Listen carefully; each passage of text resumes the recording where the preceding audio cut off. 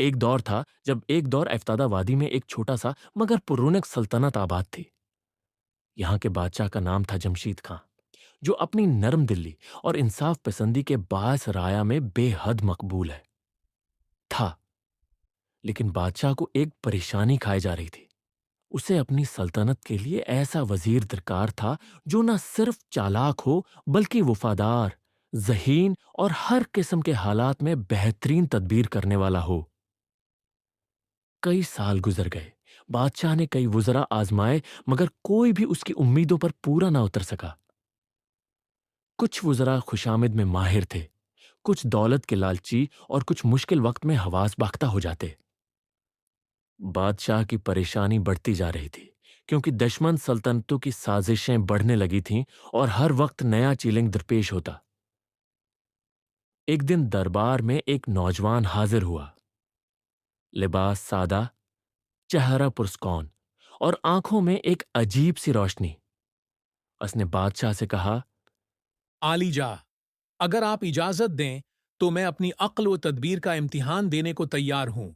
اگر کامیاب ہوا تو وزیر بننے کا حقدار ٹھہروں گا، اگر ناکام ہوا تو سزا کا خود طلبگار ہوں۔ بادشاہ نے حیرانی سے نوجوان کو دیکھا، پھر مسکرا کر بولا۔ کیا نام ہے تمہارا؟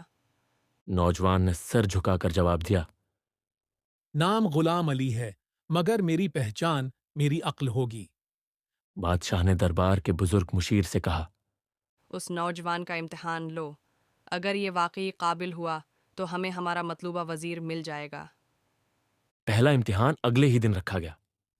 سلطنت کے سب سے بڑے خزانے کے دروازے پر دو دربان کھڑے تھے، جن میں سے ایک ہمیشہ سچ بولتا تھا اور دوسرا ہمیشہ جھاٹ۔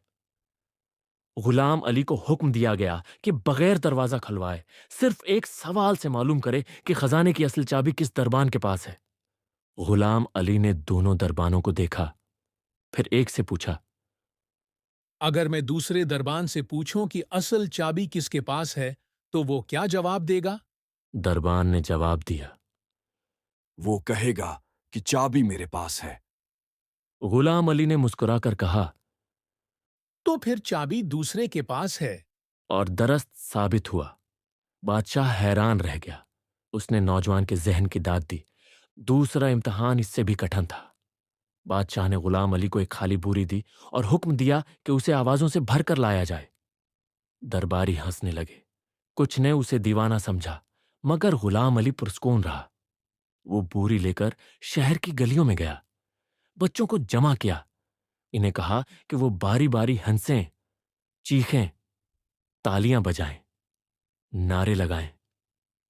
پھر بوری کا منہ بند کر کے واپس محل پہنچا۔ بادشاہ نے حیرت سے پوچھا، یہ کیا ہے؟ غلام علی نے بوری کھولی اور بچوں کو دوبارہ آوازیں نکالنے کا حکم دیا۔ محل میں قہقہے گونجنے لگے۔ عالی جا، یہ وہی آوازیں ہیں جن سے بوری بھری گئی تھی۔ آپ نے کہا تھا کہ آوازوں سے بھرو، میں نے بھری، اب نکال رہا ہوں۔ دربار میں سناٹا چھا گیا اور پھر زوردار تالیوں کی گونج سنائی دی۔ بادشاہ نے غلام علی کو وزیر مقرر کر دیا۔ وقت گزرتا گیا۔ غلام علی کی تدبیریں سلطنت کو دن دوگنی رات چوگنی ترقی کی طرف لے جانے لگے۔ وہ عام لوگوں کی بات سنتا، ان کے مسائل کا حل نکالتا اور ہر فیصلے میں عدل کو فوقیت دیتا۔ لیکن جیسا کہ ہوتا ہے، کامیابی دشمنوں کو بھی پیدا کرتی ہے۔ کچھ پرانے وزراء جنہیں غلام علی کے آنے سے اپنی اہمیت کم ہوتی محسوس ہوئی، سازشوں میں مصروف ہو گئے۔ ان میں سب سے خطرناک وزیر سابقہ خزانے دار فرید خاں تھا، جو خود کو غلام علی سے زیادہ لائق سمجھتا تھا۔ فرید خان نے ایک منصوبہ بنایا۔ اس نے خفیہ طور پر بادشاہ کے قریبی نوکروں کو رشوت دی تاکہ وہ غلام علی کے خلاف ثبوت گھڑ سکیں۔ انہوں نے بادشاہ کو یہ کہہ کر گمراہ کیا کہ غلام علی خزانے سے سونا چرا رہا ہے اور سلطنت کے راز دشمن ریاستوں کو بیچ رہا ہے۔ بادشاہ، جو غلام علی پر مکمل اعتماد کرتا تھا، ایک لمحے کے لیے الجھ گیا، لیکن عقل مند تھا۔ فوراً غلام علی کو بلا کر کہا، مجھے تم پر یقین ہے، لیکن رعایا میں اگر ذرا سا بھی شک پیدا ہوا تو سلطنت کی بنیادیں کمزور ہو جائیں گی۔ تمہیں اپنے اوپر لگے الزامات کا جواب دینا ہوگا۔ غلام علی نے سر جھکایا۔ عالی جاہ، میرا ضمیر صاف ہے، اگر اجازت ہو تو میں خود ان سازشوں کو بے نقاب کرنے کی تدبیر اختیار کرنا چاہوں گا۔ بادشاہ نے اجازت دی۔ غلام علی نے ایک عجیب اعلان کروایا۔ شہر بھر میں منادی کروائی گئی کہ اگلے دن محل میں ایک نایاب خزانے کی نیلامی ہونے والی ہے، جس میں دنیا کا سب سے قیمتی ہیرا فروخت ہوگا اور صرف منتخب لوگ ہی اندر جا سکیں گے۔ فرید خاں اور اس کے ساتھی لالچ میں اندھے ہو گئے۔ انہیں یقین ہو گیا کہ غلام علی واقعی خزانے میں خردبرد کر رہا ہے، ورنہ اتنا قیمتی ہیرا کہاں سے آتا۔ وہ سب نیلامی میں شرکت کے لیے بتاب ہو گئے۔ غلام علی نے دربار کے ایک خفیہ کمرے میں تمام بدعنوان وزراء کو جمع کیا اور دروازہ بند کروایا۔ اندر ایک بڑا سا شیشہ نصب تھا جس کے پیچھے بادشاہ اور چند خاص درباری چھپے بیٹھے تھے۔ غلام علی نے ایک صندوق رکھا، اسے کھولا اور اندر صرف ایک پرانا آئینہ رکھا تھا۔ یہ ہے دنیا کا سب سے قیمتی ہیرا۔ غلام علی نے اعلان کیا۔ سب نے حیرت سے پوچھا۔ یہ تو ایک عام آئینہ ہے۔ غلام علی نے مسکرا کر کہا۔ یہ آئینہ نہیں، تمہاری حقیقت ہے۔ جو کوئی اس میں دیکھے گا اپنی اصلیت کو پہچان لے گا۔ بادشاہ نے سب کچھ سن لیا۔ اسے غلام علی کی ذہانت پر حیرت بھی ہوئی اور فخر بھی۔ اسی دن بادشاہ نے فرید خاں کو دربار سے نکال دیا، باقی سازشی وزیروں کو سزا دی اور غلام علی کو نہ صرف وزیر اعظم بلکہ اپنی جانشینی کے قابل بھی قرار دیا۔ غلام علی نے اپنے منصب سے کبھی تکبر نہیں کیا۔